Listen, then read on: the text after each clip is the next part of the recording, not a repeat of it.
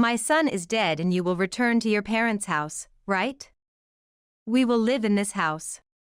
My dear husband suddenly left this world. Right after the funeral, my grieving self was visited by my in-laws. Although not many, this house is filled with memories of living with my husband. Why must I be the one to leave? Yet, without even a moment to wipe my eyes, my mother-in-law ruthlessly said those words. My name is Hannah. I am a clerk working in a real estate agency. The meeting with my dear husband, Brian, happened because of the real estate agency where I work. He was the brother of my male colleague, and the two of them got along very well and often visited since their workplaces were close. As a fellow clerk, I had become close friends with my colleague who would later become my brother-in-law. It was through him that I was introduced to his elder brother. Eventually, I was invited by the brothers to join them for lunch, and we began to spend more time together. I recognized Brian as a cheerful and nice person to talk to, but I hadn't considered him romantically.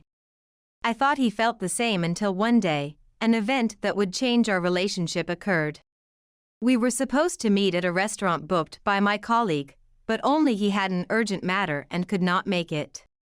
It seemed a waste to cancel the reservation, so for the first time, we found ourselves alone together. I later learned that the brothers had planned this, with the younger brother arranging for us to be alone at the elder brother's request. The food was delicious, and as we talked, we quickly grew close, sharing our backgrounds and values. The more I learned about his character, the more I was drawn to his warm smile. This day marked a change in our relationship, and it didn't take long before we were married, thanks to the younger brother's arrangements. In that sense, I cannot thank him enough for what has transpired since. Then came the day we met with his parents. I was full of anxiety, but his parents welcomed me very gently.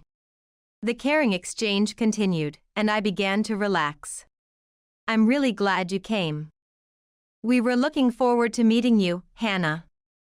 We made a lot of food hoping today would be a good day. My mother-in-law said this and took great care of us. My husband's parents, like their eldest son, were independent people and very easy to get along with. I felt relieved and grateful for the enjoyable time I had at my in-laws' house. Even after many interactions, my in-laws continued to support our happiness, maintaining a distance that did not impose marriage or children on us. Eventually, the topic of living together at my in-laws' house came up, but we had plans to build our own home. Actually, my grandfather left us a house. As I explained, my in-laws listened intently and nodded. My grandfather doted on me, his only granddaughter, and had even perfectly remodeled the home and land he left me before passing away. The land was nearby, and with redevelopment, the land value had soared. However, being in the real estate industry for a long time, I knew that selling the land would be more beneficial for our ideal home plans than living in it. Though I am grateful for my grandfather's love, he had said I could live in or sell the house, so we had already considered selling it. After getting married, we moved there. However, the distance from work and the desirability of the location made it difficult to continue living there. As we were planning to sell, a significant change came into our lives.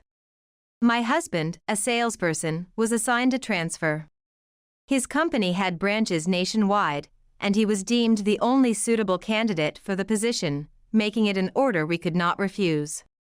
I will definitely come back during the holidays. Also, my parents will visit. It's not necessary, but could you take them out? Both your father and mother are very nice people, so going out is no problem. But it seems like selling the house will have to wait. Because of my job, my husband's assignment was decided. It was sudden, but I had to endure the loneliness and worry, waiting for the day we could live together again. As my husband had said, on his days off, my in-laws, especially my mother-in-law, would often visit. My mother-in-law used to endure loneliness while raising young children during my father-in-law's business trips. You can still nurture family memories even without children. Let's go out together. Shopping might cheer you up. Let's go, Hannah. Thanks to my mother-in-law, I didn't feel lonely, and my holidays became busy. However, gradually, I began to notice something concerning. Almost every day off from work, my mother-in-law would invite me out. That was fine, but after a month, her invitations became somewhat forceful, disregarding my fatigue and household chores. I wanted to rest this week. When I said this, my mother-in-law frowned as if I were being unreasonable. But it's fun to go out together, isn't it? Or are you saying you don't want to go out with me? It's not like that. But you take me out every week, so don't you think you need a break too, Mother? My mother-in-law's face turns sad. I try to clear up the misunderstanding in a hurry, but she refuses to listen. Confused, I agree, and then she suddenly smiles as if she had forgotten how persistently she had clung to me. My suspicions about my mother-in-law's actions grow inside me. The places she forces me to go always end up being expensive. Shopping at brand stores and eating at expensive restaurants continues, and she manipulates it so that I have to pay. Often, she leaves the store first, and I am left to pay. There is no thanks for the payment, nor any offer to pay later. Certainly, having a house and earning a good salary means I don't have to worry about savings. However, my husband and I have always been frugal, so I can't help but feel uneasy about my mother-in-law's lavish behavior. There were times when both in-laws were present, but even then, the situation was the same. If anything, my father-in-law joining in only added to my burden. I knew it needed to be addressed, but it was hard to talk to my husband about it. He had said he would definitely come back on holidays. But his workplace was quite busy, and he couldn't come home easily. Your mother told me you go out every week, but is everything going smoothly? It doesn't seem like you have any worries? When I video call my husband, his under-eye bags and slightly thinner cheeks are noticeable. The fatigue from work is clearly visible. I feel guilty even mentioning the issue with my mother-in-law, so I end up pretending everything is fine. Your mother has been really good to me. Take care of yourself too, Brian. I'm fine, so don't worry. I deceive my husband while I can't refuse to cover the expenses of socializing with my in-laws. However, their behavior gradually escalates, and when I insist, I can't go out today, they start asking for this. Then, hey, could you lend me some money just for a little while? Huh? I have to pay? Just a little, really just a bit. I've already made a reservation at the restaurant. I'll take some other friends instead, so could you cover what I don't have? I wanted to refuse, but doing so would complicate the conversation, leading nowhere. Resigned, I opened my wallet. But I never showed such an attitude in front of my husband. Maybe you should ask Brian? When I subtly probed my mother-in-law, I was surprised by her response. It's shameful to ask Brian. She thinks it's embarrassing to ask her eldest son, so it's better to ask his wife for money. I had long given up on my mother-in-law, and it became a daily occurrence for her to ask for money. At least if I give her some pocket money, she stops forcing me out. I knew this had turned into a significant problem. But the inability to talk with my mother-in-law had left me utterly exhausted. My mother-in-law's actions became increasingly inexplicable and odd. She would show up unannounced and survey the inside and outside of the house as if she were invading my privacy. Is this decor left by your grandfather, Hannah? It's marvelous to have the luxury to furnish such high-end items. Some of the furniture included antiques my grandfather had liked. My mother-in-law seemed to enjoy them, coming over to gaze at them dreamily as if they were her own. This is my and my husband's house. I finally began to consider opening up about my mother-in-law's behavior. My husband might be surprised, but it would be so much better if we could figure out how to handle her together. Her actions were never pleasant. As much as we are in-laws, it's an invasion of privacy. However, just as I was dealing with this, the duration of my husband's assignment was determined. Just a little more patience, and he would be back, and hopefully, the in-laws asking for money would end, a faint hope sprouting in my heart. My husband is working hard every day, so my patience would last a little longer. I was looking forward to reuniting with my husband, but the situation took an unexpected turn. What? Brian has collapsed and is in the hospital? My mind goes blank. The call came from a colleague at his assignment location, and I rushed to the hospital. Maybe it was the strain of his busy schedule, but suddenly, he had a heart attack. Brian was transported by ambulance, but it was too late, and my healthy and kind husband unexpectedly passed away. I couldn't accept the reality as I faced the funeral. I don't remember much due to the overwhelming grief. My brother-in-law rushed over, and he took care of most of the arrangements. I'm sorry. You've just lost your brother, and yet you're helping so much. It's my brother's funeral, so it's natural to help. By the way, is everything okay with the land? Is the house ready? As the funeral was winding down, I talked with my brother-in-law while cleaning up. I nodded and replied, "It's all set." And a few days after my husband's funeral, my in-laws came to the house together. However, it was clear they were not there to console me. It's a pity about our son's sudden passing, but we are here, so don't worry. My mother-in-law's face was oddly grinning.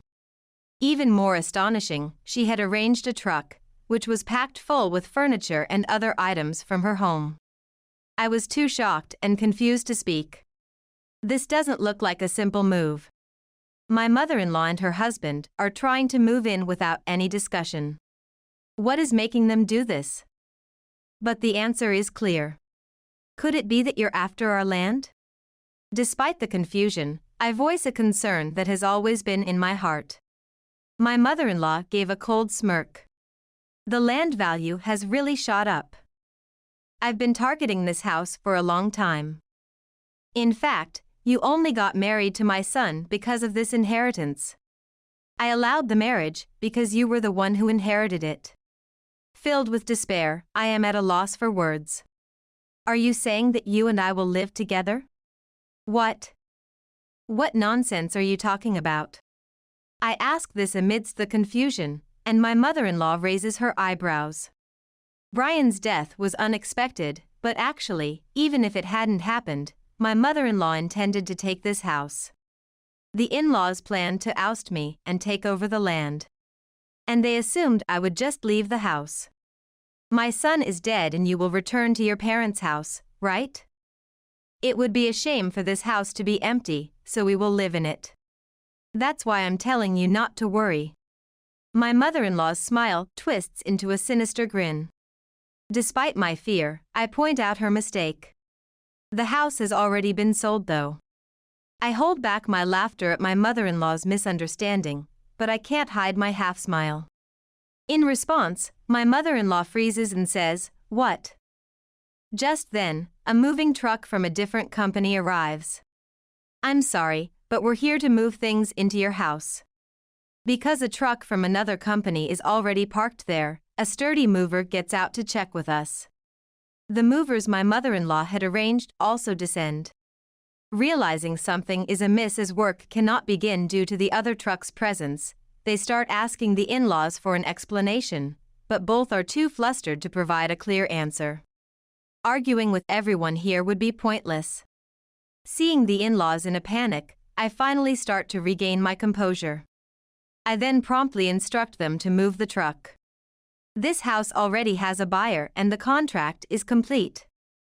A new family will be moving in, so you can't just bring these people's stuff into someone else's home, right? As the movers are shocked by the situation, a luxury car arrives. Out step a wealthy couple and their children. In fact, this land is no longer mine. They are the new owners. The in-laws grow even more confused, unable to understand what is happening. Please move the truck quickly, the new residents can't start their work. Once I manage to get the mother-in-law's truck moved, the movers begin working swiftly, carrying in brand new furniture according to planned procedures. My mother-in-law and her husband, unable to accept this, start pestering me at the entrance. When the buyer, the husband, sees his family to the car and comes over to confront us, a different chaos ensues. Who are these people? We bought this house. Please send the truck back soon. I hadn't expected the in-laws to visit, so I apologize profusely and somehow appease the buyer. But the mother-in-law and her husband don't leave. Instead, they push past us and rush into the house. Of course, the inside of the house has completely changed from what they knew. None of the furniture my husband and I used remains. My mother-in-law is shocked by the sight and begins to create a scene. What is this? The house is empty. The antique furniture and lighting. I love those. What's going on here? She can't comprehend what has happened and is outraged. When the new residents finally shout, "We will call the police," my father-in-law, who had been flustered, bolts and drags my mother-in-law away. As they move a bit away from the scene, the heated mother-in-law gradually becomes dazed and quiets down. I first apologized to the new residents. Told that future problems could still arise, I take down the names and addresses of the in-laws to somehow secure release. Though weighed down by a strong sense of fatigue, I still have to explain things to the in-laws. I return to them and calmly inform them that the move had been completed a few days before my husband passed away. This house was originally planned to be sold with the land, so everything is according to the initial plan. There was a pause in our plans due to my husband's assignment. But a certain background allowed us to proceed smoothly with the discussion. The person who supported our decision was my brother-in-law. I was bewildered by the change in my in-laws, who had started asking me for money, but I didn't want to worry my husband and couldn't talk about it, continuing to brood. My brother-in-law noticed this and came to my rescue. He doesn't get along well with our in-laws and had told me that he would help if there was any trouble. Wanting neither to spoil my relationship with my husband nor with the in-laws, I trusted my brother-in-law, who promised to keep things confidential, and decided to consult him fully. When I told him everything, he was furious with the in-laws.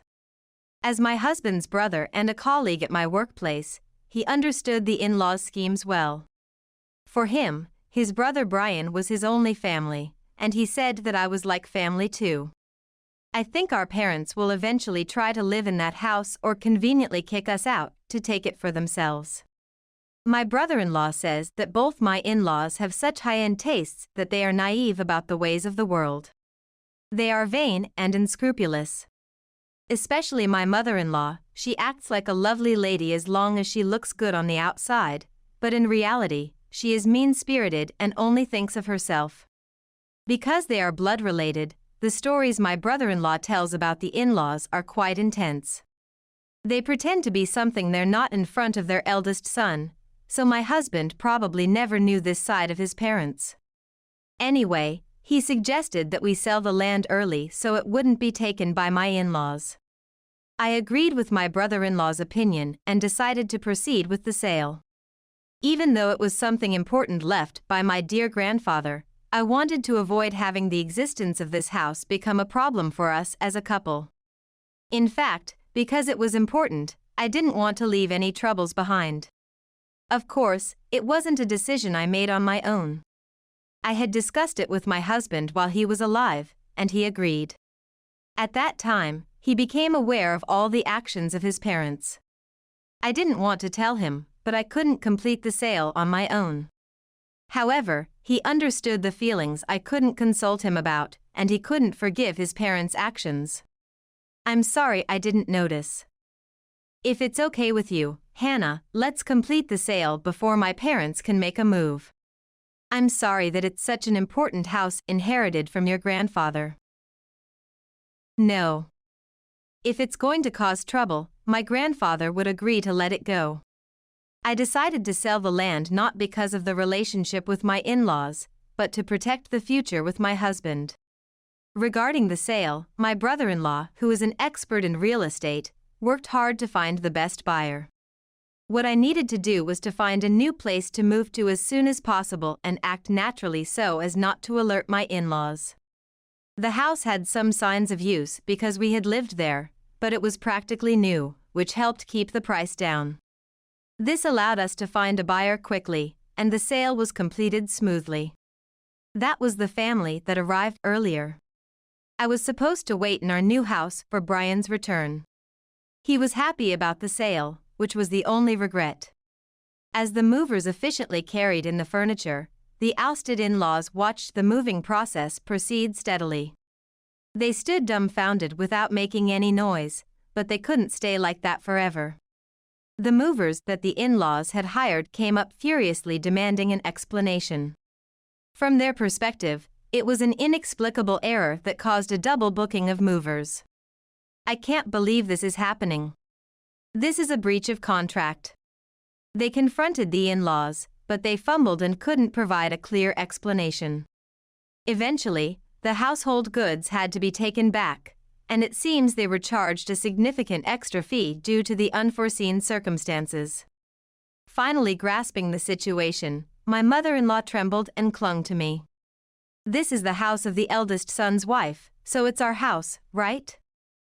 This is strange, isn't it?" She tried to persuade me with strained excuses, but I ignored them and left with only my hand luggage. The land already belonged to the new family, and it wasn't mine anymore, so I had nothing to answer. The memorial service for my husband went smoothly. Although I saw my in-laws there, they seemed like they wanted to say something about the house to me, but in the end, they couldn't and just slinked away. Since I no longer had any obligation to communicate with them, we hardly spoke as there was no reason to. I spend my days peacefully, facing the sorrow of losing my husband in the small house we were supposed to restart our lives in as a couple. Although I had a substantial amount of savings from the sale, without Brian, plans for building our own home were extinguished. Returning to work, I immerse myself in the few memories I have of my husband, gradually trying to look forward and rediscover myself. Meanwhile, my in-laws, especially my mother-in-law, must have been accumulating frustrated dissatisfaction. I didn't want any more to do with her, so I hadn't informed her of my new address. Unable to interact with me, that seemed to increase her dissatisfaction. She had put on airs in front of her eldest son and couldn't go to her other son, whom she didn't get along with, and now she didn't even know where I was. The stress continued to build, and eventually, my mother-in-law lost her balance. One night, she attempted a heinous act of pouring gasoline around the house that had been sold. Fortunately, a passing neighbor found it suspicious and restrained her immediately, preventing any incident. When the police were called, they found she had prepared things like old papers and lighters, and she was arrested on suspicion of attempted arson.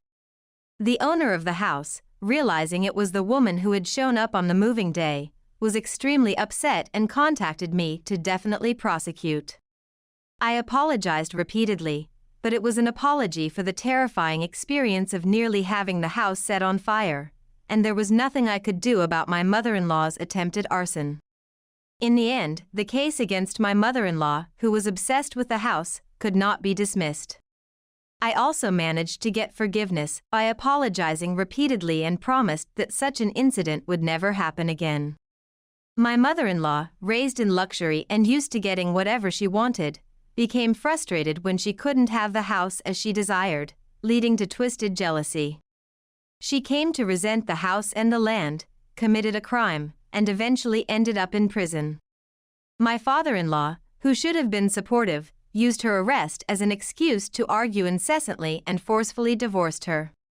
So, even when her sentence is up, she has completely lost a home to return to. But that is the result of her chosen actions. My brother-in-law, feeling lonely after losing his brother, encourages me, saying, "I can bear it because I have a sister-in-law."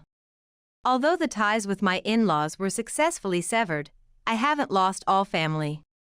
For the sake of my husband watching over me from heaven, I've decided to spend peaceful days. The familiar aroma of freshly baked bread wafted through the cozy bakery, a comforting scent that had greeted me every morning since childhood. As I stepped behind the counter to help my father, Jack, prepare for the day's rush, a pang of nostalgia tugged at my heart.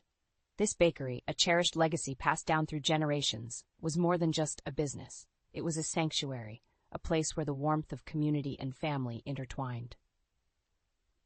"Morning, sweetheart." Dad greeted me with a warm smile, his hands already dusted with flour from the early morning baking. "Ready for another busy day?" I nodded, tying my apron strings. "You know I am. The Harris Bakery wouldn't be the same without us." Dad chuckled, his eyes crinkling with pride. "Your mother would be so proud of you, Linda. She poured her heart into this place, and now it's our turn to keep her spirit alive."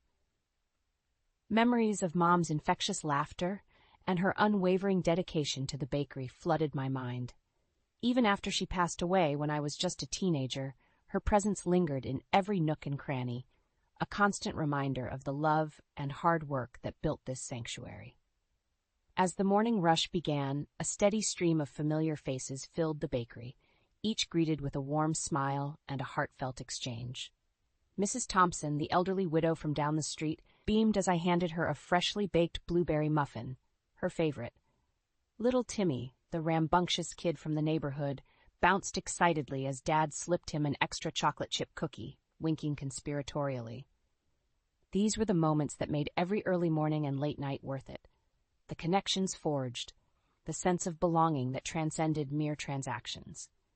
In a world that often felt cold and impersonal, our little bakery was a haven, a place where people could find solace in the simple pleasures of life. As the day wore on, my thoughts drifted to Mark, my husband of 2 years. We had met at the office where we both worked, and from the moment our eyes locked, I knew there was something special between us. His kind eyes and gentle demeanor had captured my heart, and I couldn't help but imagine a future filled with love and laughter by his side.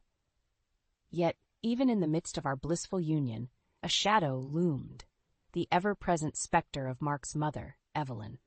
A woman of wealth and social standing, she had never approved of my humble roots or the bakery that meant so much to me. Her cutting remarks and disapproving glances had become a constant source of tension, driving a wedge between Mark and me. "Linda, if you truly loved me, you'd stand up to her."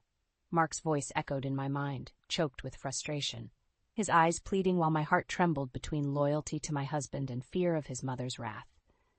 As the day drew to a close, and the last customer left with a warm pastry and a grateful smile, I found myself torn between the sanctuary of the bakery and the turmoil brewing in my personal life. But one thing was certain. I would not let Evelyn's disdain diminish the legacy my parents had built or the love that Mark and I shared. With a deep breath, I steeled my resolve, determined to find a way to bridge the divide and protect the things that mattered most. The sound of Evelyn's heels clicking against the hardwood floor announced her arrival before I even saw her. Mark tensed beside me, his hand gripping mine a little tighter as his mother swept into the living room, her perfectly coiffed hair and designer dress a stark contrast to our modest home. "Linda, darling." Evelyn greeted me with a forced smile that didn't quite reach her eyes. "I hope you're not planning on wearing something so plain for the wedding." I swallowed hard, feeling the familiar prickle of insecurity creep up my spine. "It's just a simple ceremony, Evelyn, nothing too extravagant." Her perfectly arched eyebrow raised ever so slightly, and I could practically hear the disdain dripping from her words. "Surely you don't expect my son to settle for a backyard affair. This is a Bryant wedding, after all." Mark shifted uncomfortably beside me, but before he could speak, Evelyn continued, "I've taken the liberty of booking the country club for the reception. It's a venue befitting our family's stature." My heart sank as I realized she had once again steamrolled over our plans, imposing her vision without regard for our wishes. Mark remained silent, his gaze fixed on the floor, and I knew he wouldn't challenge his mother's decision.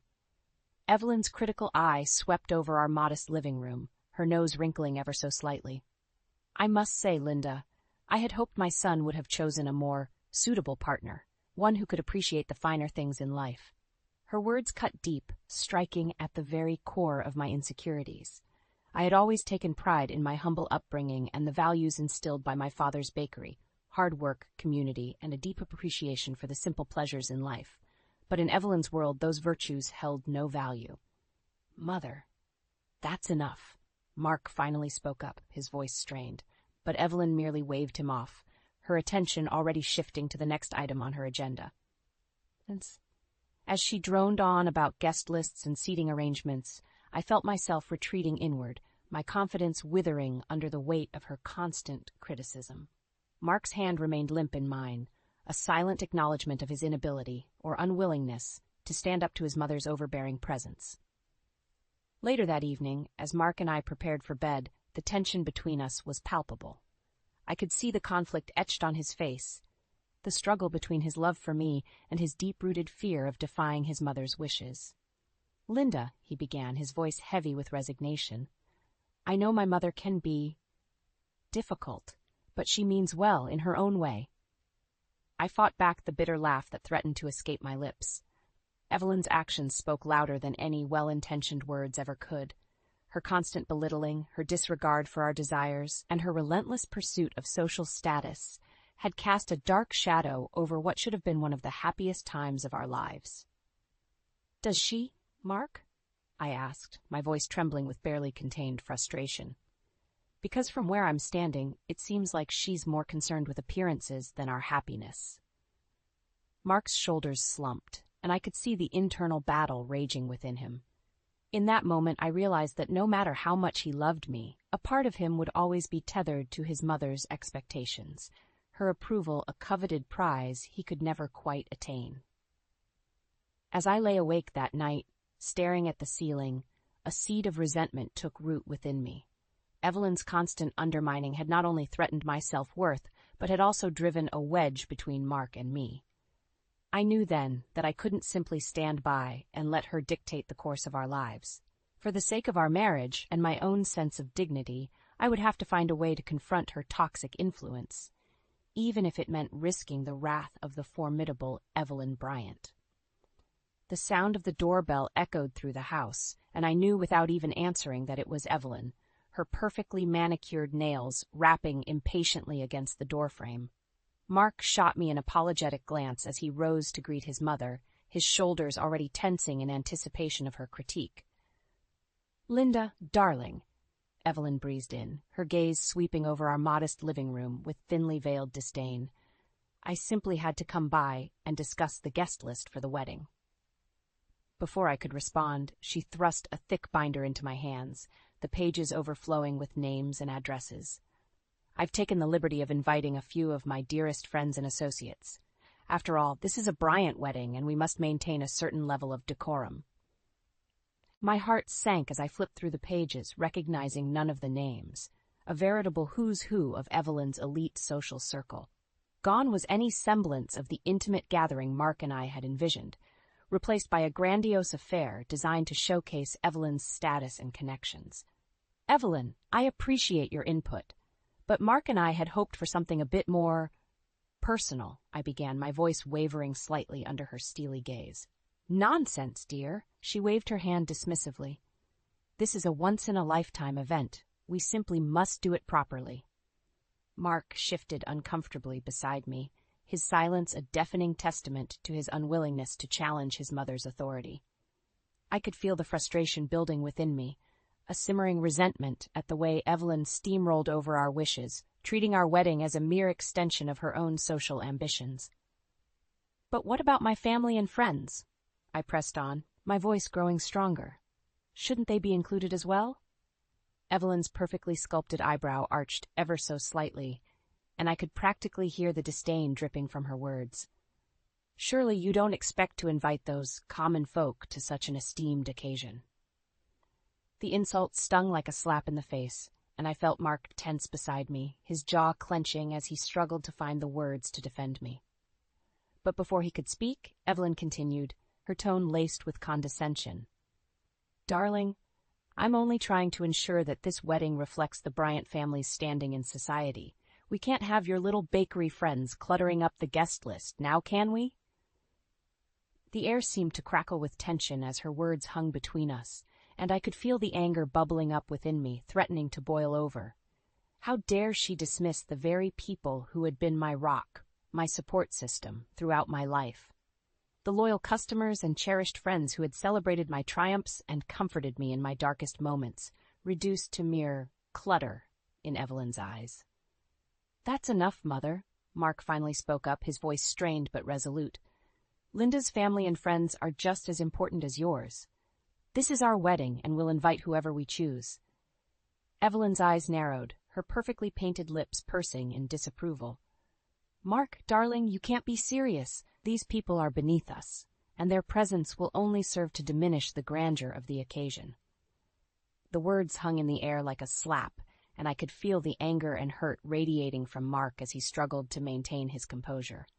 In that moment, I realized the true depth of Evelyn's disdain, not just for me, but for everything and everyone that didn't conform to her elitist ideals. As Evelyn continued to prattle on about seating arrangements and floral arrangements, her voice droning on like a persistent buzz, I felt a newfound resolve taking root within me. This was supposed to be the happiest day of our lives, a celebration of love and commitment, but Evelyn had twisted it into a twisted display of social climbing and one-upmanship. I would not stand idly by and let her trample over our dreams, our values, any longer. If Mark couldn't find the strength to stand up to his mother, then I would have to take matters into my own hands. The seeds of a plan began to germinate in my mind, a silent vow to reclaim our wedding and our lives from Evelyn's toxic grip. The familiar chime of the bakery's bell greeted me as I stepped inside, the comforting aroma of freshly baked bread instantly calming my frayed nerves. As I made my way behind the counter, exchanging warm greetings with the regulars, I couldn't help but feel a sense of relief wash over me. This was my sanctuary, a place where Evelyn's toxic influence held no sway. "Everything all right, sweetheart?" Dad's voice broke through my reverie, his brow furrowed with concern. "You seem a bit distracted today." I forced a smile, not wanting to burden him with the weight of my troubles. "Just wedding stress," I replied, hoping the half-truth would suffice. Dad's expression softened, and he reached out to give my hand a gentle squeeze. "Don't let that woman get you down, Linda. This is supposed to be a happy time for you and Mark." I nodded, swallowing the lump that had formed in my throat. If only he knew the extent of Evelyn's meddling, her relentless efforts to mold our wedding into a gaudy display of her own social standing. As the day wore on, and the familiar faces of our loyal customers streamed in and out, I found myself seeking solace in their warm smiles and friendly banter. These were the people who truly mattered, the ones who had been there for me through thick and thin, long before Evelyn's toxic presence had entered our lives. It was then that a seed of an idea began to take root in my mind. If Evelyn was determined to turn our wedding into a spectacle for her elite social circle, then perhaps it was time to remind her of the true power of community, the unbreakable bonds forged through shared experiences and unwavering support. That evening, as I closed up the bakery, I made a series of discreet phone calls, reaching out to those I knew I could trust implicitly. One by one, they agreed to meet me in secret, their voices brimming with concern and a shared determination to stand by my side. The following night, I found myself in the cozy living room of Mrs. Thompson, the elderly widow who had been a fixture at the bakery for as long as I could remember. Around me sat a small but formidable group, fellow customers, neighbors, and friends who had become like family over the years. "Thank you all for coming," I began, my voice trembling slightly with a mixture of nerves and resolve. "As you know, Evelyn has been difficult, to say the least, when it comes to the wedding plans." A murmur of agreement rippled through the room, and I could see the shared frustration etched on their faces. They had all borne witness to Evelyn's disdain, her dismissive attitude toward the very community that had nurtured and supported me throughout my life. "She wants to turn our wedding into a gaudy display of wealth and status," I continued, my voice growing stronger. "But I won't let her diminish the love and support that you've all shown me over the years." Mrs. Thompson reached out and patted my hand, her eyes shining with determination. "We're with you, dear," she assured me. "That woman doesn't know the first thing about true family and community." One by one, they pledged their support, offering ideas and strategies to counter Evelyn's elitist machinations. From securing a prime location for the ceremony to rallying the local businesses to provide their services, a plan began to take shape. A plan to remind Evelyn that true strength lies not in wealth or social standing, but in the unbreakable bonds of community. As the meeting drew to a close, and I looked around at the faces of those who had become my chosen family, I felt a newfound sense of resolve. Evelyn might wield her wealth and influence like a weapon, but she had underestimated the power of genuine love and loyalty. The battle lines had been drawn, and I was determined to emerge victorious, not just for myself, but for the enduring spirit of community that had sustained me through every challenge life had thrown my way. The sound of Evelyn's shrill voice cut through the air like a knife, shattering the tentative peace that had settled over our weekly family dinner. "Honestly, Linda, must you insist on serving such pedestrian fare? One would think you'd have learned a thing or two about proper hosting by now." I felt the familiar sting of her words, the disdain dripping from every syllable as she eyed the simple spread of homemade dishes before her. Dad's jaw clenched, his knuckles whitening as he gripped the edge of the table, but before he could respond, Evelyn continued her tirade. "And this bakery," she sneered, her gaze sweeping over the quaint decor that had once filled me with such pride. "Surely you don't expect my son to be associated with such a common establishment." The air seemed to crackle with tension, and I could feel Mark's discomfort radiating from beside me. He opened his mouth as if to defend me, but the words never came, a silent testament to the hold his mother still had over him. "That's enough, Evelyn," Dad's voice boomed, startling us all with its sudden ferocity. "This bakery has been a cornerstone of our community for generations, and I'll not have you disrespect it, or my daughter, under my own roof." Evelyn's perfectly sculpted eyebrows arched in surprise, her lips pursing into a thin line of disapproval. "Jack, darling, I'm merely trying to help Linda understand the expectations that come with being part of our family. Surely you can see how her humble beginnings might be a liability." The words hung in the air like a noxious cloud, and I could feel the anger and hurt radiating from Dad's every pore. This was more than just a petty insult. It was a direct attack on the very values and traditions that had sustained our family for generations. A liability? Dad's voice trembled with barely contained fury. "The only liability here is your complete lack of respect and decency. Linda is a kind, hard-working woman who embodies the true spirit of family and community, something you clearly know nothing about." Evelyn's eyes narrowed, her perfectly manicured nails drumming against the tabletop in a display of barely restrained irritation. "How dare you speak to me in such a manner? I am merely trying to guide Linda toward a more refined way of life." "Refined?" Dad scoffed, his laughter tinged with bitterness. "You call belittling and demeaning others refined? Your idea of refinement is nothing more than a hollow facade, a desperate attempt to cling to a false sense of superiority." The words seemed to hang in the air, a palpable silence descending over the room as Evelyn's face flushed with indignation. For a moment I thought she might storm out, her pride too wounded to endure such a scathing rebuke. But then her expression hardened and she turned her icy gaze towards me. "Linda, darling, surely you don't agree with this outburst." Her voice was sickly sweet, laced with a subtle threat. "You know how important it is to maintain a certain level of decorum, especially with our upcoming nuptials." I felt the weight of her expectation pressing down on me, the unspoken demand that I choose between my father and the woman who would soon be my mother-in-law. But as I looked into Dad's eyes, shining with a fierce determination to protect me, I knew there was no choice to be made. "Evelyn," I began, my voice steady despite the turmoil raging within me. "This bakery, this community, is a part of who I am, and if you can't respect that, then perhaps it's time you reevaluated your priorities." The words seemed to hang in the air, a silent challenge to the woman who had made it her mission to undermine and belittle everything I held dear. And in that moment, as Evelyn's face contorted with barely contained rage, I knew that the battle lines had been drawn. A silent vow to reclaim my dignity and protect the legacy that had sustained my family for generations. As the evening drew to a close and Evelyn swept out in a flurry of indignation, I felt a strange sense of calm wash over me. The seeds of revenge had taken root. A quiet determination to turn the tables on the woman who had tried so desperately to break me. and with the unwavering support of my father and my community, I knew that victory was within reach. The morning of our wedding dawned with a palpable tension in the air, like the calm before a storm. As I slipped into my simple yet elegant gown, I couldn't help but feel a sense of trepidation mingling with the excitement. Today was supposed to be the happiest day of my life, a celebration of love and commitment, but Evelyn's looming presence cast a dark shadow over the proceedings.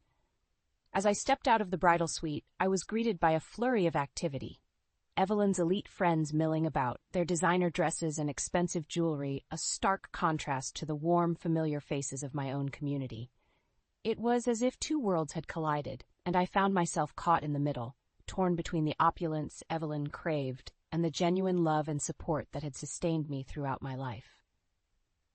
"Linda, darling, you look absolutely radiant," Evelyn gushed, sweeping over to me with a forced smile plastered on her perfectly made-up face. "Although perhaps we could have done something a bit more elaborate with your hair." I fought back the urge to roll my eyes, reminding myself that today was about more than just appeasing Evelyn's whims. This was my day, our day, and I would not let her dampen the joy and significance of the occasion.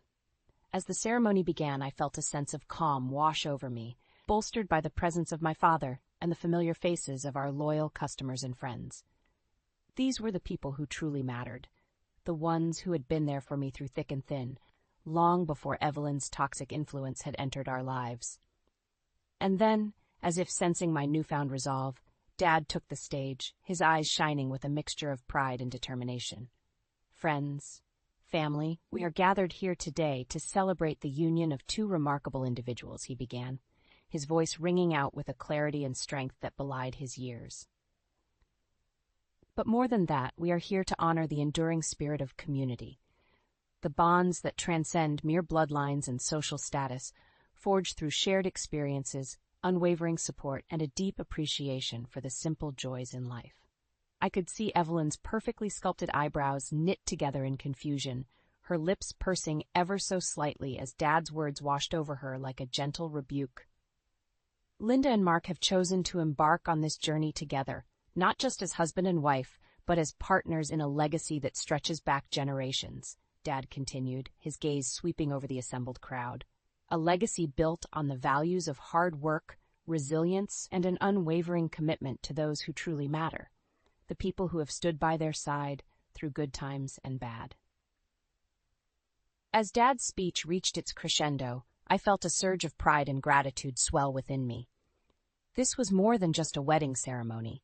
It was a defiant declaration of the strength and resilience that had sustained my family and our community for generations, a powerful rebuke to Evelyn's shallow obsession with status and wealth. And as I turned to face Mark, his eyes shining with a newfound understanding and respect, I knew that no matter what challenges lay ahead, we would face them together, bolstered by the love and support of those who truly mattered, and the unbreakable spirit of community that had brought us to this moment. The reception was in full swing, the air thick with the mingled scents of expensive perfumes and the familiar aroma of freshly baked treats from the Harris Bakery.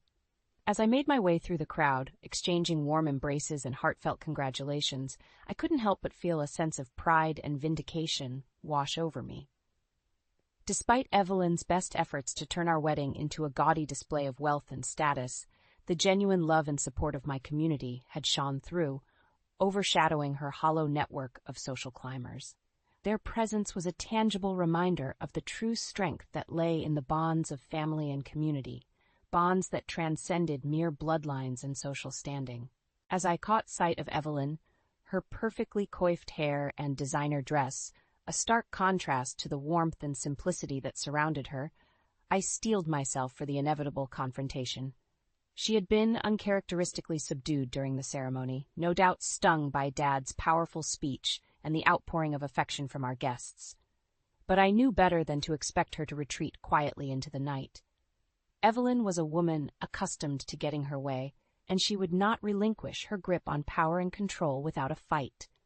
Sure enough, as I approached the head table, her eyes narrowed, and she rose to her feet, a hush falling over the room as she cleared her throat. "Ladies and gentlemen, if I could have your attention for just a moment." I felt Mark tense beside me, his hand tightening around mine as we braced ourselves for the onslaught. As many of you know, I have had my reservations about this union, Evelyn began, her voice dripping with disdain. Not because I harbor any ill will toward Linda, of course, but because I fear she may not be suited for the lifestyle that comes with being part of our family. A murmur rippled through the crowd, and I could feel the eyes of my community members burning into Evelyn, their silent support bolstering my resolve. You see, the Bryant name carries with it a certain level of prestige, a certain expectation, Evelyn continued, her gaze sweeping over the assembled guests. And while I'm sure Linda's humble upbringing has instilled in her a certain set of values, one can't help but wonder if she truly understands the responsibilities that come with our station. The words hung in the air like a heavy fog, and I could feel the anger and hurt radiating from Dad's every pore. But before he could respond, before the fury that had been simmering within me could boil over, a voice rang out from the crowd, clear, strong, and unwavering. With all due respect, Mrs. Bryant, Mrs. Thompson, the elderly widow who had been a fixture at the bakery for as long as I could remember, stepped forward, her eyes shining with a fierce determination. It seems to me that you're the one who doesn't understand the true meaning of family and community. A hush fell over the room as Evelyn's perfectly sculpted eyebrows knit together in confusion, her lips pursing ever so slightly. Linda may not have been born into your world of wealth and privilege, Mrs. Thompson continued, her voice carrying a weight and authority that belied her years. But she has something far more valuable, a deep appreciation for the bonds that truly matter, the ones forged through shared experiences, unwavering support, and a genuine love for the simple joys in life. One by one, the other members of our community stepped forward, their voices rising in a chorus of support, each sharing their own stories and memories of the warmth and kindness that Linda had brought into their lives. As the testimonials washed over me, I felt a surge of pride and gratitude swell within my chest. These were the people who had stood by me through thick and thin, who had seen me not just as a customer or a neighbor, but as a cherished member of their extended family.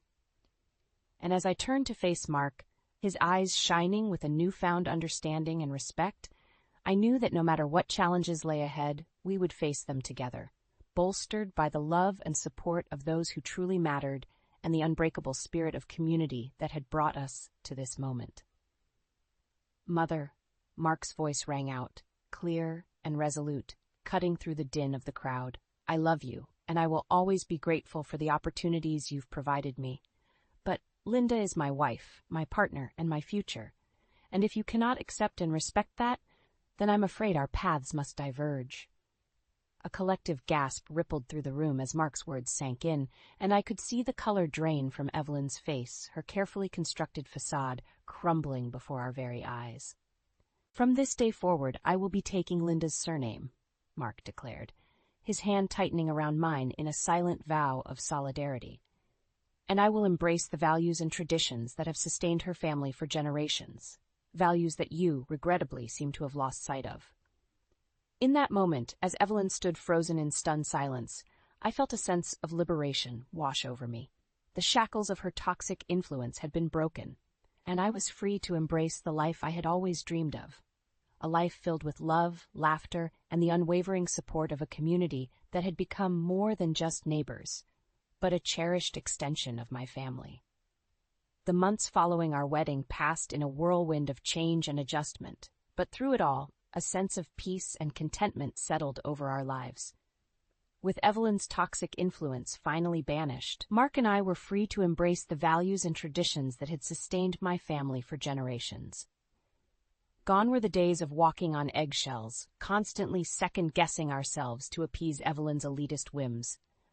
Instead, we found ourselves welcomed with open arms into the warm embrace of my community, their unwavering support and genuine affection a balm for the wounds inflicted by years of emotional turmoil. As we settled into our new life together, Mark threw himself wholeheartedly into the daily operations of the Harris Bakery, his natural affinity for numbers and business acumen proving invaluable as we explored ways to expand our reach and share our beloved treats with a wider audience. You know, Linda, he mused one evening as we pored over the latest sales figures, a contented smile playing on his lips. I never truly appreciated the magic of this place until now. I couldn't help but chuckle, remembering the disdain that had once clouded his perception, a byproduct of Evelyn's relentless pursuit of status and wealth. Well, I'm just glad you finally saw the light. Mark's gaze softened, and he reached across the table to take my hand in his. It's more than that, he said, his voice thick with emotion. This bakery, this community, it's a living, breathing embodiment of everything that truly matters in life. Love, loyalty, and the simple joys that money can't buy. As the weeks turned into months, the news of Evelyn's public humiliation and Mark's defiant stance spread like wildfire through her elite social circles. One by one, her so-called friends and associates began to distance themselves, their shallow allegiances crumbling in the face of her tarnished reputation. Meanwhile, our little bakery thrived, buoyed by the unwavering support of our community and the influx of curious newcomers drawn in by the tantalizing aromas and the promise of a warm, welcoming atmosphere. Dad, ever the visionary, saw an opportunity to expand our reach even further, and with Mark's business savvy and my deep-rooted knowledge of the bakery's operations, we embarked on an ambitious plan to open a second location in the heart of the city. The grand opening was a true celebration of our journey, a testament to the resilience and determination that had carried us through the darkest of times. As the ribbon was cut and the doors swung open, a sea of familiar faces greeted us, their smiles and well wishes a poignant reminder of the unbreakable bonds that had sustained us. In the years that followed, our little bakery empire continued to grow, each new location a beacon of hope and community in a world that often felt cold and impersonal. And through it all, Mark and I remained steadfast in our commitment to the values that had brought us together: hard work, loyalty, and an unwavering appreciation for the simple pleasures in life. As I watched Dad play with our children in the warm, golden light of the bakery's kitchen, their laughter mingling with the familiar scents of freshly baked bread and sugary confections, I couldn't help but feel a profound sense of gratitude wash over me. This was the life I had always dreamed of, a life filled with love, laughter, and the unwavering support of a community that had become more than just neighbors, but a cherished extension of our family. And in those quiet moments as the world outside faded into the background, I knew that no matter what challenges lay ahead, we would face them together, bolstered by the strength and resilience that had carried us through the darkest of times and the enduring spirit of community that had become the very foundation of our lives. When I first met Alex at a crowded finance conference, it wasn't exactly love at first sight.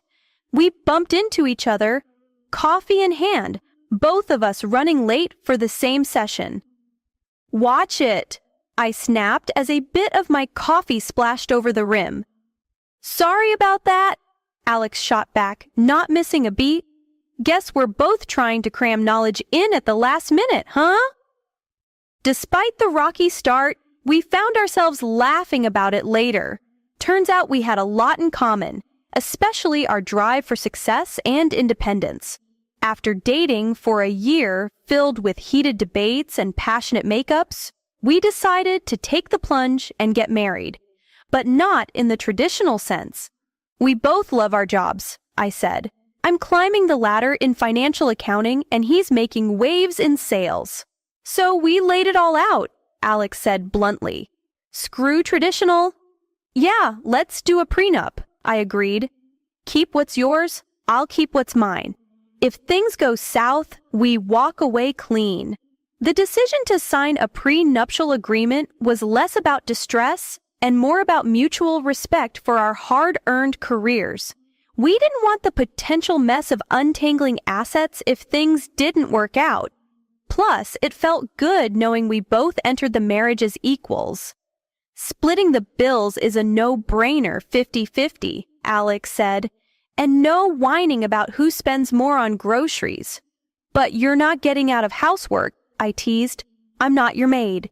"Fair enough," he conceded, "but I don't do windows." That's how we started our married life, on a foundation of honesty, equality, and a touch of humor.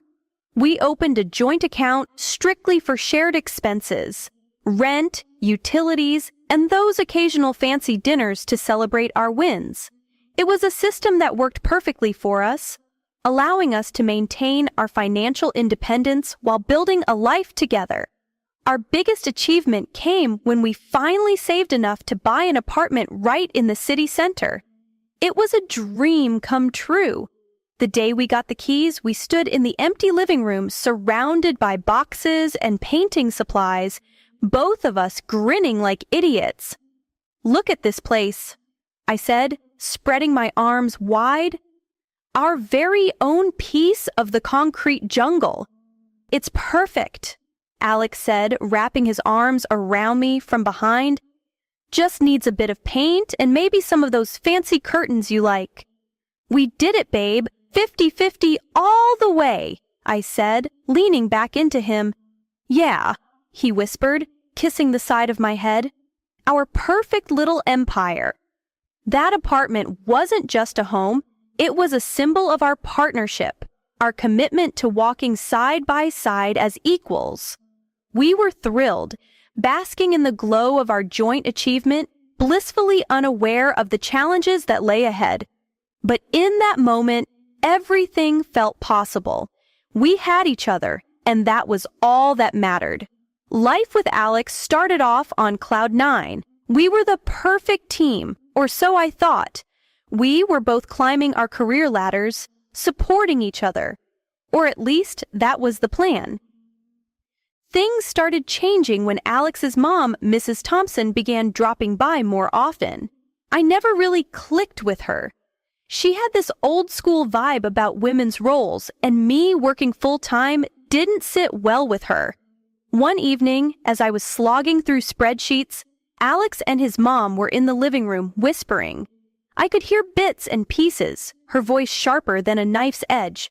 I finally took a break and walked in, just in time to hear Mrs. Thompson say, "Emma's always buried in her work. Doesn't she know a wife should care for her husband?" "Mom, things are different now." Alex tried to play peacemaker. "Emma's job is important to her, and it helps us out a lot." But Mrs. Thompson wouldn't have it. "Back in my day, we knew our priorities. Your wife should be at home making sure you're looked after, not glued to a computer screen." I couldn't bite my tongue any longer. "Mrs. Thompson, I respect your views, but times have changed. I'm not just going to sit at home. Alex and I agreed on this lifestyle before we got married." "Mom, we're doing things differently," Alex chimed in, trying to smooth things over. "We're partners in everything." Partners? A woman's place is in the home, not competing with men. Look at your sister, a proper woman caring for her family. That hit a nerve. Being a proper woman doesn't mean giving up on my career or ambitions. I shot back, my patience wearing thin. The conversation ended with Mrs. Thompson huffing. "Well, I just hope you know what you're doing. A family needs more than money." After she left, Alex and I had a heart-to-heart. "Babe, you know I'm on your side, right?" he said, taking my hands in his. "My mom's from a different time. We'll do things our way." I nodded, wanting to believe him. "I know, Alex, but it's not just about your mom. It's about us sticking to our guns, making sure we're on the same page." He hugged me. "Always am. We're in this together." But that conversation with Mrs. Thompson was just the start. Her visits became more frequent, her comments more pointed, and each time, Alex's assurances seemed to lose a bit of their strength. I started to feel like I was on my own, defending our choices, our lifestyle. It wasn't long before this tension spilled over into other parts of our life. The apartment that had been our happy place, our sanctuary in the city center, started to feel less like home. We were three-lead when we bought it, our own little slice of the city. It was supposed to be our fortress against the world, but instead it began to feel like a battleground for old versus new, tradition versus ambition. Our happy acquisition was turning into a reminder of the growing divide between us, a divide that seemed to widen with every visit from Mrs. Thompson and every silent dinner that followed. Our home, once filled with laughter and plans for the future, now echoed with the unspoken tensions of a partnership strained by external pressures and unmet expectations. The days turned into a pattern I couldn't ignore. I kept the pace at work, juggling numbers and deadlines like a pro, all for the sake of our future. Alex, on the other hand, started showing up home earlier than usual. At first, I thought it was a temporary thing, but then the pattern stuck. The joint account, once buzzing with regular deposits from both of us, began to feel the absence of his contributions. And then they stopped altogether. One evening, I decided it was time to address the elephant in the room. "Alex, we need to talk about the joint account. What's going on?" I asked, trying to keep my tone neutral. He sighed a bit too heavily. "Babe, sales have been in the dumps. I'm not making as much as before. It's a tough time at work." I wasn't panicking. We had savings, and my job was stable. "Okay, I get that things are rough everywhere, but since you're home early now, maybe you could help out more around here," I suggested, hoping he'd see the logic. Alex sprawled on the sofa, phone in hand, didn't even bother looking up. "Help out like how?" I was flabbergasted. "You know, household stuff, cooking, cleaning. We're a team, right?" He finally looked at me, his expression a mix of disbelief and annoyance. "Emma, come on. You know that stuff's your department. I've got enough on my plate." My jaw dropped. "My department? What century are you living in, Alex? I'm working just as hard, if not harder. I thought we agreed to share responsibilities." He shrugged, his attention already drifting back to his phone. "That's different. You're better at it anyway." That hit me like a slap. I was counting on an equal partnership, not this outdated script he was suddenly following. "I can't believe what I'm hearing. Is this really how you see our marriage, Alex?" I asked, my voice rising. He let out a frustrated sigh. "Why are you making such a big deal out of this? It's just how things are." "Just how things are," I repeated, my voice rising. "No, Alex, that's not how we agreed to things. I'm out there busting my ass every day, same as you, or at least I thought so. And then I come home to a second shift because you've decided you're too good for woman's work." He didn't respond, just kept his eyes on his phone. And that silence said everything. I was seething, hurt, and suddenly very alone in what I thought was a partnership. This wasn't the deal. This wasn't the man I thought I married. We were supposed to be equals, but here I was, feeling like I'd somehow been demoted in my own home. The morning sun barely crept through the curtains when I realized the alarm hadn't gone off. In a frenzy, I scrambled out of bed, my heart racing against the clock. Alex, ever so calm, was sprawled on the couch, his eyes glued to his phone, seemingly oblivious to the chaos. "Alex," I pleaded, half-dressed and struggling to find my other shoe. "I'm running late, and it's going to be a marathon day at work. Can you please handle dinner tonight?" My voice was a mix of hope and desperation, clinging to the slim chance he'd step up. He spared me a brief glance, his attention tethered to the screen. Yeah, he mumbled, a non-committal grunt that did little to assure me. "Got it, dinner, sure." I paused, the knot in my stomach tightening. "You mean it, right? Because last time—" The memory of coming home to an empty table flashed in my mind, a silent testament to forgotten promises. Alex's annoyance was palpable as he cut me off. "I said yes, didn't I? Don't worry about it."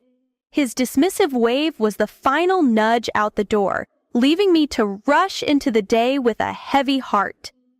The hours at work were a blur, each task piling atop the next, leaving no room for breath or thought. By the time evening wrapped its fingers around the city, I was spent, my body and mind crying for respite. The thought of coming home to a warm meal offered a glimmer of comfort in the exhausting routine my life had become. But the apartment greeted me with silence, an eerie echo of my solitude. The kitchen, untouched, bore no signs of a meal prepared, the table as barren as it had been that morning. Confusion gave way to a sinking realization as I noted Alex's absence. With a trembling hand, I dialed his number, each ring a beat in the mounting dread. His voice, slurred and distant, pierced the quiet. "Yeah, where are you? I thought you were going to handle dinner." I managed, my voice a mix of frustration and disappointment. His laugh, a sound I once adored, now felt like a sharp jab. "Nah, decided to crash at my sister's. You know, where a real dinner happens, not like our place, eh?" The words stung, a cruel reminder of the chasm between us. "So my working late to support us makes our home less of a home. Is that it, Alex?" My voice cracked, the hurt spilling over. "Look, Emma, it's not just about dinner. It's about feeling appreciated, you know? Like someone actually cares I'm there." His words, thick with accusations and alcohol, laid bare the fissures in our marriage. The line went dead, but the silence that followed was anything but peaceful. I stood in the middle of our kitchen, a room that once felt like the heart of our home, now just a hollow space. The tears came then, unbidden and relentless, mourning not just a missed meal but the love and partnership I thought we had. The tension between Alex and me had been simmering just below the surface, but the events of the past few weeks had turned up the heat, threatening to boil over at any moment. The day it all came to a head was like any other, with the weight of unresolved grievances hanging heavy in the air. I had just walked in from another grueling day at work, my mind a whirlwind of numbers and deadlines, when I noticed the mail scattered on the kitchen counter. Among the usual bills and flyers, a statement from our joint account caught my eye. The balance was far lower than it should have been. Heart pounding, I rifled through the transactions, my confusion turning to disbelief and then to anger as one entry stood out. A large withdrawal made by Alex. "Alex!" I called out, my voice sharper than I intended. He emerged from the living room, phone in hand, a look of faint innocence plastered on his face. "What's up?" he asked, trying to keep his tone light. I slammed the statement on the counter, pointing at the damning entry. "What is this? Why did you take out so much money without talking to me first?" He shrugged, a casual dismissal that fueled my frustration. "Oh, that just had to cover some expenses. You know how it is." "Expenses?" I echoed incredulously. "For what? And why didn't you discuss it with me?" He sighed, the facade of nonchalance slipping. "Look, Emma, I needed a new car. The old one's been acting up, and I got a good deal on this one." "A new car with our savings?" I was struggling to keep my voice steady, the betrayal stinging more than the financial loss. We're supposed to be saving for our future, not squandering it on impulsive buys. Alex's patience was wearing thin. "Impulsive? I think I deserve a little something for myself, don't you? It's not like I'm asking for much." Not asking for much? I could hardly believe what I was hearing. "You're making decisions with our money, our future, without even a thought for me. Where's the partnership in that?" The room charged with tension, our frustrations boiling over into a heated argument that left us both spent and angry. The distance between us felt insurmountable, the divide widened by every harsh word and accusation. As we stood there, the air thick with unsaid things, the phone rang, slicing through the silence like a knife. I answered, my voice raw from shouting. It was Mrs. Thompson, her tone sharp and accusing from the get-go. "Emma, what's this I hear about you denying Alex a simple pleasure? A man works hard. He deserves to enjoy the fruits of his labor." I was stunned into silence for a moment, disbelief giving way to anger. Mrs. Thompson, with all due respect, this is between me and Alex. And for the record, he didn't work hard for this. It was our savings for our future. Her scoff was audible, dripping with disdain. You young people and your future. A good wife supports her husband's decisions, not questions them. In that moment, I knew something had to change. But whether we could bridge the gap between us, or if it was too late for repairs, only time would tell. What was clear, however, was that the path ahead would be anything but easy. Life has a way of throwing surprises at you when you least expect them. Just when I thought things couldn't get more complicated, I received a letter that knocked the wind out of me. My great-uncle, a man of few words and solitary habits, had passed away. I hadn't seen him in years, and our interactions were nothing more than occasional awkward conversations during the rare family gatherings. Yet here I was, holding a letter from a lawyer telling me he had left me everything he owned. His entire estate, his savings, everything was now mine. It was surreal, to say the least. I remember staring at that letter, the words blurring as a mix of emotions washed over me. Sadness, confusion, and a creeping sense of responsibility I wasn't sure I was ready for. And then there was Alex. His reaction to the news was like he'd hit the jackpot. "Babe, do you realize what this means? We're set," he exclaimed, his eyes lighting up with a mixture of excitement and, dare I say, greed that I hadn't seen in him before. A week had passed, and I returned home tired after another crazy day at work. What I saw shocked me.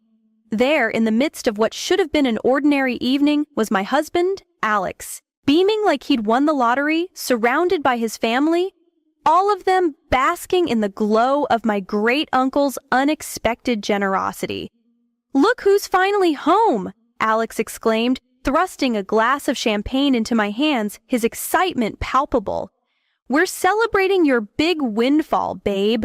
The sight of the lavish spread from the city's priciest restaurant laid out on our table, and the mirth in their eyes, felt jarringly out of place. My mind raced, trying to piece together the surreal scene before me. "I quit my job today," Alex announced proudly, as if he'd just made the most normal decision in the world. "Why work when we've got this fortune, right?"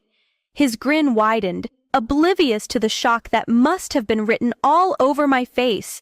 His parents, his sister, her husband, their kids, all were there, acting as if they just won the jackpot.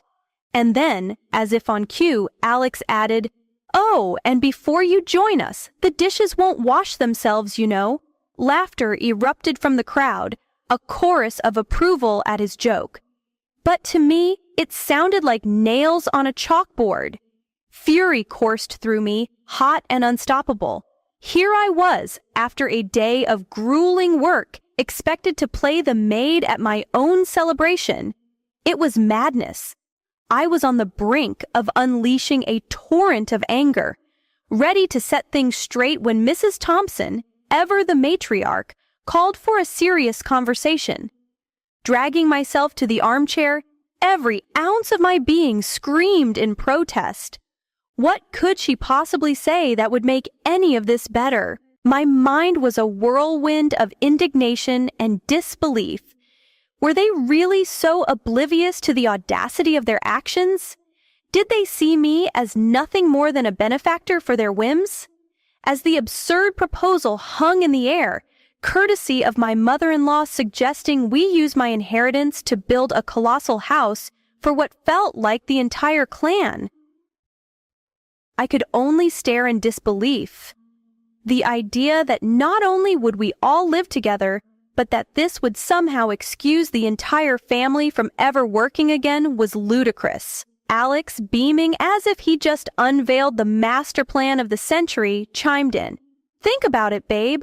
We'd never have to worry about anything ever again." The room was filled with nods and murmurs of agreement, as if they'd all been let in on the plan before this moment. As I looked around at these people, my supposed family, I felt more like an outsider than ever. Breaking the celebratory bubble with a voice steadier than I felt, I said, "I'm filing for divorce." The room fell silent, the air thick enough to cut with a knife. Alex's smile faltered, his parents' jaws dropped, and his sister's glass of champagne paused midway to her lips. My mother-in-law, always quick on her feet, laughed dismissively. "Oh, darling, even if you do, the law's on our side. Alex gets half of everything you've got." Her smug assurance was the last straw. "Actually," I countered, a bitter laugh escaping me, "our prenup says otherwise. Alex gets nothing of mine if we divorce." The shock that rippled through the room was palpable, their wide eyes meeting my firm gaze. "And another thing," I continued, my voice gaining strength, "I'll be taking all the furniture, every appliance, everything I paid for. And Alex, you'll be hearing from my lawyer about the unpaid bills and expenses you've conveniently ignored." The fantasy bubble they'd been living in burst right then and there. One by one, I watched as their faces fell.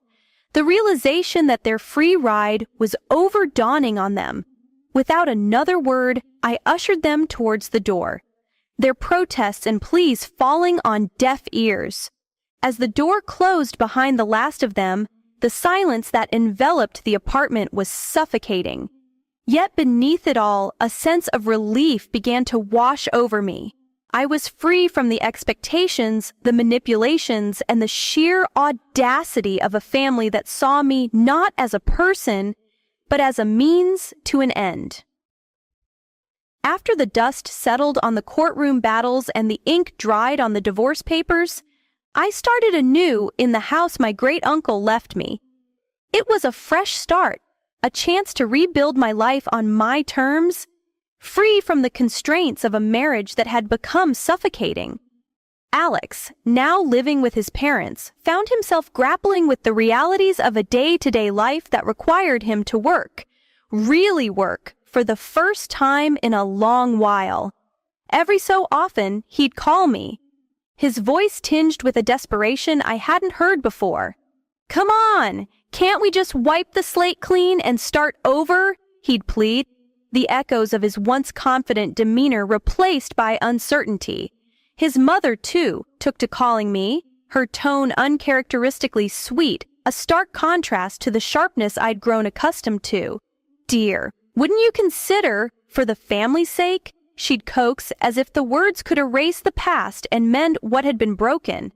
Each time, I couldn't help but laugh, a sound of freedom and relief. "No, thank you," I'd reply, my voice steady and sure. "I'm quite happy with where I am now." And happy I was. With the chains of a loveless marriage behind me, I found joy in the simple things. I traveled, exploring corners of the world I'd only dreamed of seeing. I threw myself into charity work, finding fulfillment in helping those in need, both people and pets alike. The gratitude in their eyes, the genuine smiles and wagging tails brought a sense of purpose back into my life. A reminder that there was so much good I could do, so much love I could give, without expecting anything in return. The liberation from my old life, from the expectations and demands of others, allowed me to rediscover myself. I was no longer defined by my relationship with Alex or his family. I was my own person, complete and content in my independence. The house my great-uncle left me became more than just a place to live. It was a sanctuary, a space where I could grow, heal, and thrive. It was here, among the memories of a man who had quietly supported me from afar, that I built a life filled with passion, purpose, and peace. As I look back on the journey that brought me here, from the turmoil and strife to the calm and contentment, I'm reminded of the resilience of the human spirit. Life, with all its twists and turns, had led me to this moment of liberation, a testament to the strength within me and the promise of a future filled with endless possibilities. I'm Donna. I work at the local library and am 31 years old, living a quiet life in a small, obscure town. To me, my life feels perfectly normal, even though it may appear unremarkable to others. I've always liked being by myself, away from the busy clamor of the outer world, and surrounded by the peaceful comfort of literature. I consider our library, a quaint building with creaky flooring and well-worn books, to be a haven. I love the daily routine of unlocking the library doors at 7:00 a.m., turning on the lights, and being welcomed by the soothing scent of old paper and bound leather. My parents passed away when I was a little child, therefore I was raised by my grandma. She was a kind-hearted person who constantly encouraged me to read and learn. Unfortunately, she has also died, so now it's just me and my little peaceful world with no direct relatives. "Donna, good morning." As he walks in, Edward yells. He is a senior citizen who spends his days learning about the past. I smile and say, "Good morning, Edward," telling him that the most recent history books he had been anticipating had come yesterday. I've reserved those for him. He laughs and thanks me before heading to his favorite shelf. I see the same people every day, whether it's guiding Mr. Arthur to the science fiction department, recommending a romance tale to Mrs. Evelyn, or assisting kids in choosing books for school. I adore the rhythm and simplicity of my life, even though it is predictable. Then suddenly, the day Daniel entered, everything changed. His fine suit and confident manner made him a different kind of library patron. His voice was appealing and suave as he inquired, "Can you help me find a book?" He went to the classics after I said, "Certainly," a little embarrassed.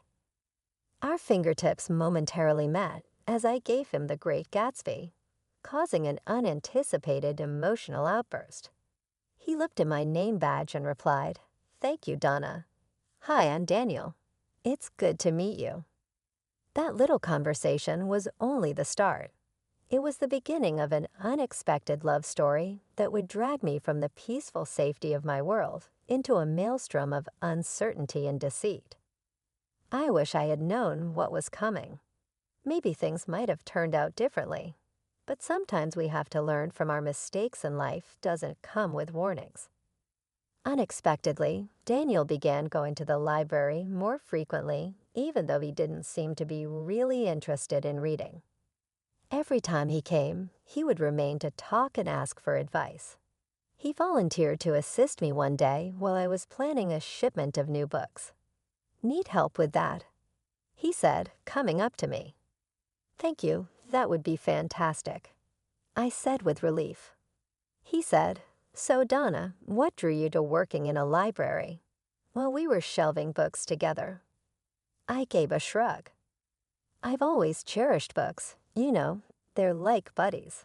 It's also quiet here." He gave a kind laugh. "I see that." With real excitement in his eyes, he remarked, "It's like entering a completely different world."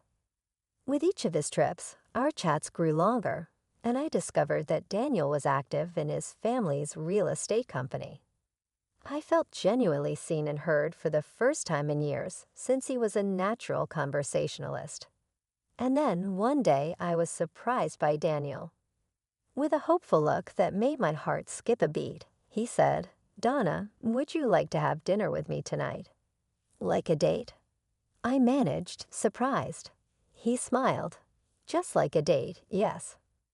All of this was unfamiliar to me, yet I felt compelled to embrace him because of his unstoppable sincerity. I answered, my voice more steady than I felt. "Okay, sure. I'd like that." We decided to go on our date to a modest, basic restaurant in town. It was nice and uncomplicated, just what we needed. We talked about a variety of subjects, veering between somber debates and humorous antics. For a couple of priceless hours, I forgot about my often quiet and lonely life. Daniel said, "I had a great time tonight, Donna," as we made our way home. "You're not like the individuals I often encounter." I simply grinned as I was at a loss for words. "I'd like to see you again. Would that be okay?" He said. I nodded as my heart warmed. Yes, that would be nice. We developed a relationship after that. We frequently spent time together, going out to eat, walking, and discovering the many corners of our town. I sensed for the first time that there was more to life than books and the peaceful routine I was accustomed to. I quickly developed a strong affection for him. Daniel was kind and considerate, which made me feel special and valued. I accepted his proposal without hesitation. "Yes," I replied. In hindsight, I regret not being able to recognize the indicators that things were not as ideal as they appeared to be, the facade that concealed his appeal. I was incredibly, maybe stupidly, in love, and love frequently causes us to become blind, ignoring possible warning signs. Things started to change when we were engaged, particularly with his family. His parents looked down on me and were unsupportive from the beginning. The first supper at their large, gorgeous house was nerve-wracking because I wasn't from an affluent family. Daniel said, "Donna, this is my father, Brian, and my mother, Susan." "Nice to meet you," I murmured, trying not to show how anxious I was. Susan examined every inch of me, and Brian's rejection was instantaneous. "Daniel, couldn't you find someone more suitable?" His remarks hurt, and I felt very uncomfortable. The dinner went on, with awkward silences and sly jabs at me. Daniel stood up for me in spite of their obvious contempt, which only deepened my love for him. They pushed on a prenuptial agreement prior to our wedding, saying it was just a formality. I consented without protest since I had little to lose. After we were married, I moved into Daniel's house, which was still governed by his parents. This change signaled the start of a new chapter in my life, one that would put my just-discovered love to the test and change it in unexpected ways.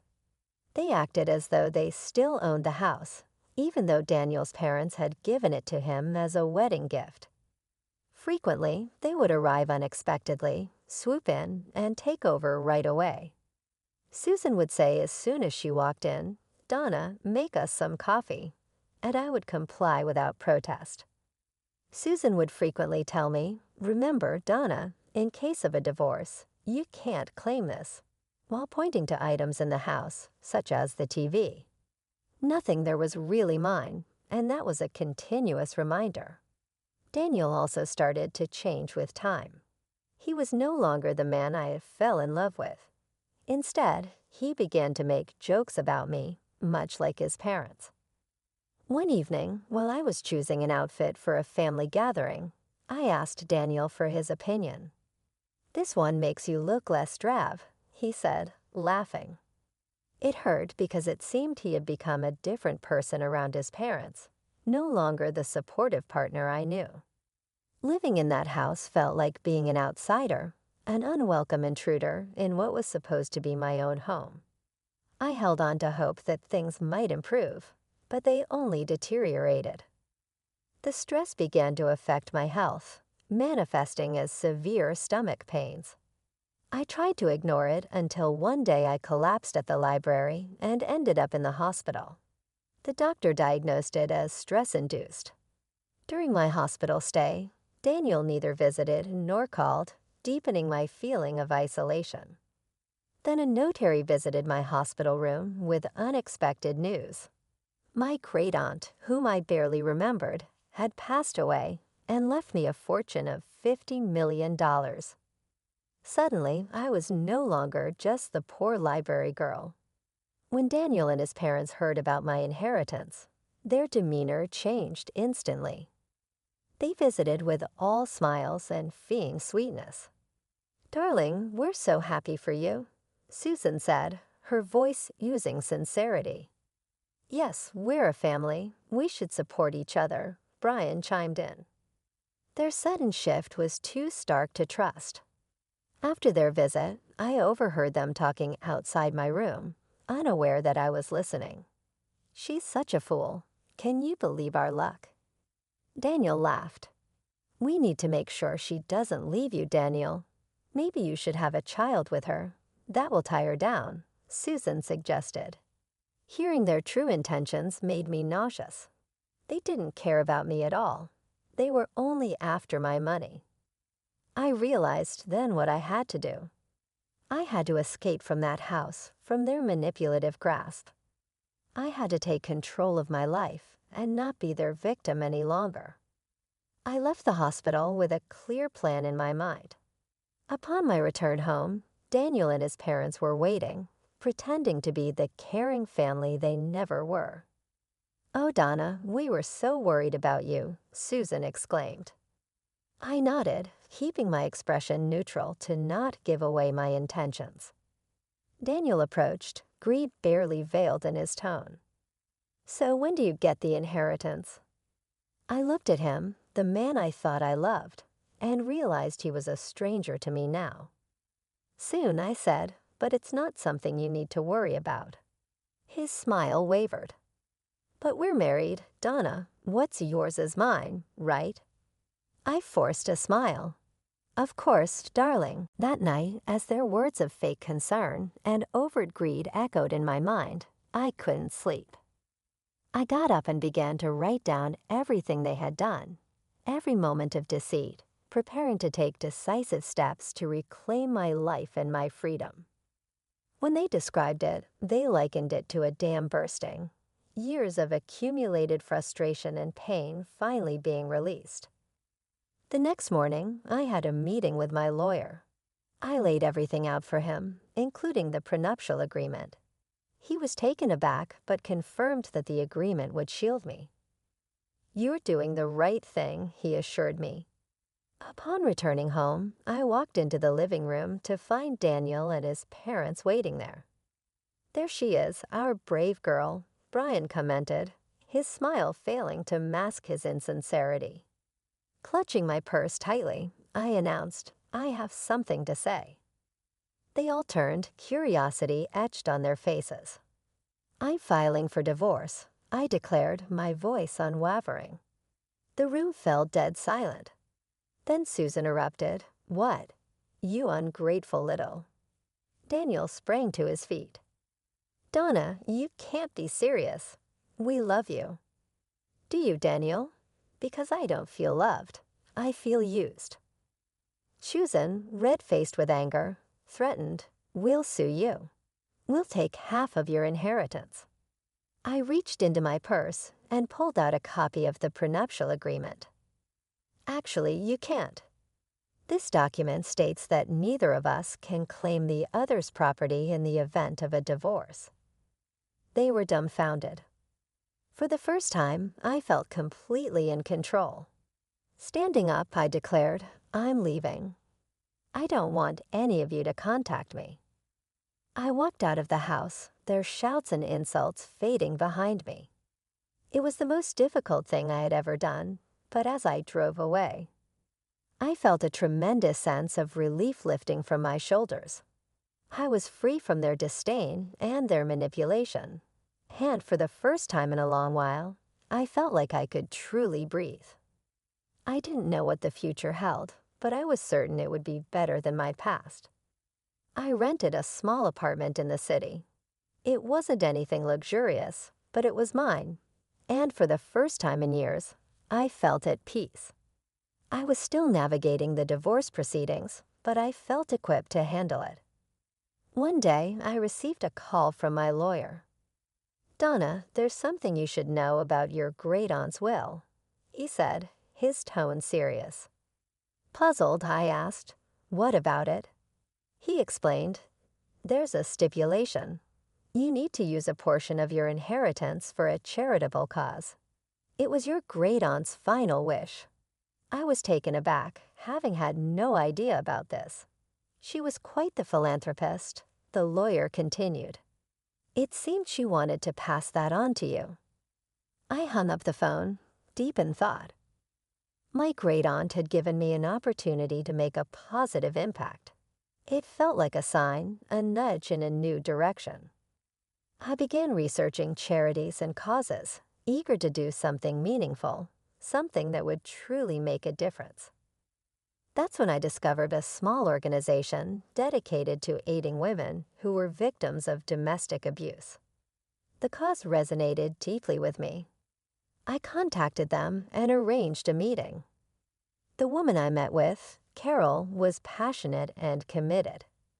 We provide shelter, legal aid, and counseling to women who have nowhere else to turn, she explained. I listened, deeply moved by the stories and the impact of their work. I want to help, I said, infused with a sense of purpose I hadn't felt in years. Under Carol's guidance, I allocated a portion of my inheritance to fund a new shelter. The thought of aiding other women to find their way out of dire situations, just as I had, filled me with a profound sense of fulfillment. A few weeks later, Carol invited me to the shelter's opening. It was a modest event, but the air was charged with hope and gratitude. As I mingled with the attendees, a familiar face caught my eye. It was Julie, a former colleague from the library. "Donna, is that you?" she exclaimed, surprised. "Julie, it's been so long." I replied, embracing her warmly. "What brings you here?" she inquired.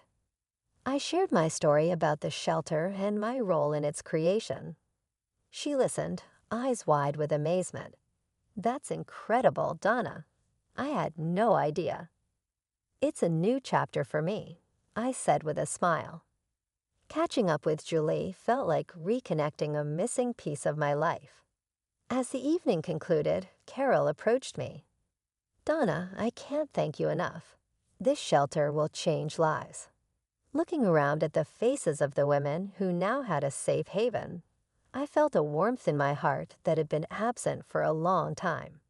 "It's the least I could do," I responded. Life at the shelter became my new normal, each day enriching and fulfilling as I found a purpose that was wholly mine. Then, unexpectedly, my phone rang. It was a number I hadn't seen in a while. "Daniel," I answered, keeping my voice steady. "Donna, I need to talk to you." "Can we meet?" "It's urgent," he pleaded, sounding desperate.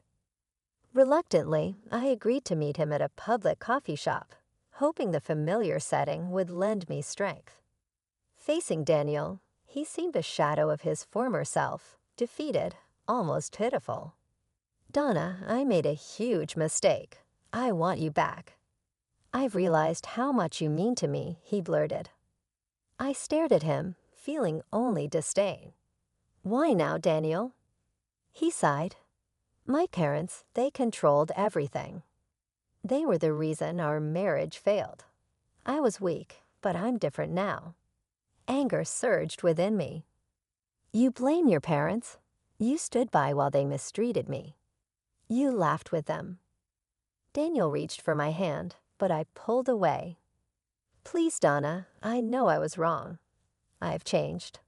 Looking at him, I saw traces of the man I once loved, but my feelings had irrevocably changed. Changed or not, it's too late.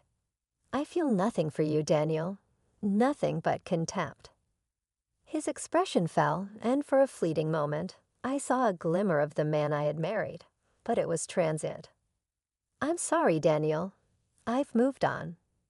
I have a life now, a purpose. There's no place for you in it," I said firmly. He nodded, a look of resignation crossing his face. "I understand. I just had to try." Leaving the coffee shop, I felt a profound relief. It was truly over. The next day, we had an event at the shelter. A local artist had donated a sculpture to be unveiled in the garden. As I stood surrounded by people who supported and believed in me, I felt a deep sense of belonging. Julie, my old colleague, stood by my side. "You've done something amazing here, Donna," she said, smiling. As the artist revealed the sculpture, a figure of a woman reaching toward the sky, symbolizing hope, strength, and new beginnings, applause filled the air. For a moment, everything felt perfectly aligned. Carol, who had been instrumental in my journey, came over. "Donna, this is just the beginning. There's so much more ahead. As I gazed around the room, buzzing with enthusiasm and potential, I couldn't help but acknowledge the transformative journey I had embarked upon. Every day at the shelter brought new experiences, each one building my confidence and affirming my control over my own life. Adding self-defense classes to my routine empowered me further, an endeavor I would never have considered in my previous life. Then one crisp afternoon, I noticed a familiar car outside the shelter. It was Susan, my ex-mother-in-law, stepping out with a hesitant look. "Donna, we need to talk," she called out, her voice unusually gentle. "I have nothing left to say to you, Susan," I responded, my voice firm yet calm. "Just give me a moment, please." "I've come to realize the errors of our ways," she implored. Curious despite myself, I paused to listen. "What is it you want?" I asked. "I'm here to apologize. I've been reflecting on everything and realize now how I treated you.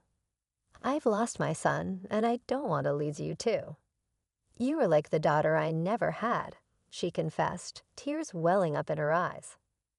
I felt a fleeting twinge of compassion, but quickly stifled it. "Your actions caused a lot of pain, Susan. An apology doesn't erase that. I've moved on, and I think it's best if you do the same," I stated clearly. Susan extended her hand in an attempt to make amends, but I moved away. "Thank you for attempting to make things right, but it's too late.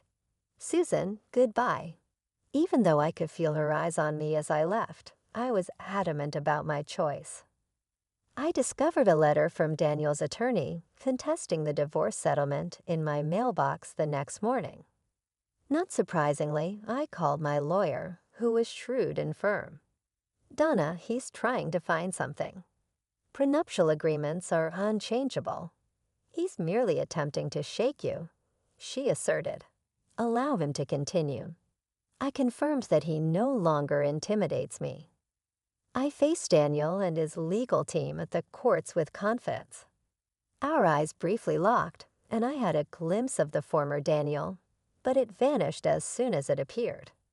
After hearing our case, the judge affirmed the nuptial agreement. Daniel's appeal was quickly turned down. A wave of relief and validation washed over me. Later, with regret in his words, Daniel came up to me. "I apologize, Donna. I was mistaken," he acknowledged. I turned to face the man I had once loved, but now had no feelings for. "Goodbye, Daniel." I murmured, "I wish you well," and left with a sense of relief. As the shelter prepared for a significant fundraising event, the community's support was tremendous. People were excited to contribute, and the event night was lively. I became aware of my progress from a quiet and introverted woman to a strong supporter of others. My friend and old coworker Julie approached me. "Donna, you've accomplished so much," she smiled. "We worked together to complete it." With pride and resolve, I said, "And there's still so much ahead." The success of the fundraiser is evidence of the community's belief and support. As I stood there, surrounded by individuals who encouraged and motivated me, I realized I was right where I should be. This was my new existence, full of community and purpose.